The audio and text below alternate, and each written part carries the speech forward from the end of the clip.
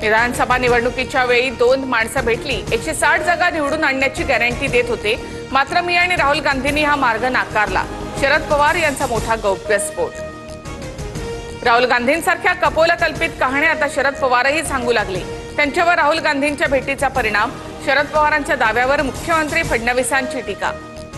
शरद पवारांच्या दाव्यामध्ये तथ्य असेल, निवडणूक आयोगावर टीका केली की भाजपला झोंबतं. आदित्य ठाकरे यांची टीका. राहुल गांधींनी निवडणूक आयोगावर आक्षेप घेतला असताना भाजप आणि मुख्यमंत्र्यांनी उत्तर देण्यास पुढे येण्याचं कारण काय?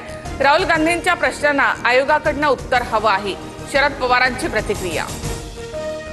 संसदेमधील शपथ सुप्रीम कोर्टामध्ये चालेल का? आयोगानं मागितलेल्या शपथपत्रावरून फडणवीसांचा राहुल गांधींना सवाल. खोटं बोलायचं आणि पळून जायचं फडणवीसांकडनं. राहुल गांधींचा पळपुटे असा उल्लेख. 11 ऑगस्ट रोजी इंडिया आघाडीचा मोर्चा केंद्रीय निवडणूक आयोगाच्या कार्यालयावर धडकणार.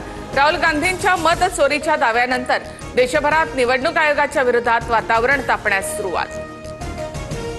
शिर्डी मतदारसंघातही मतदार नोंदणी घोटाळा. आयोगाकडे माहिती मागूनही ती दिली नाही. बाळासाहेब थोरात यांचा आरोप, तर स्वतःचं अपयश झाकण्यासाठी थोरातांचं बेताल वक्तव्य.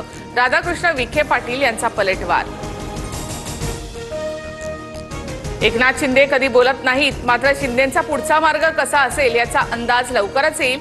एकनाथ शिंदेंच्या दिल्ली दौऱ्यावर शरद पवारांचं मोठं विधान.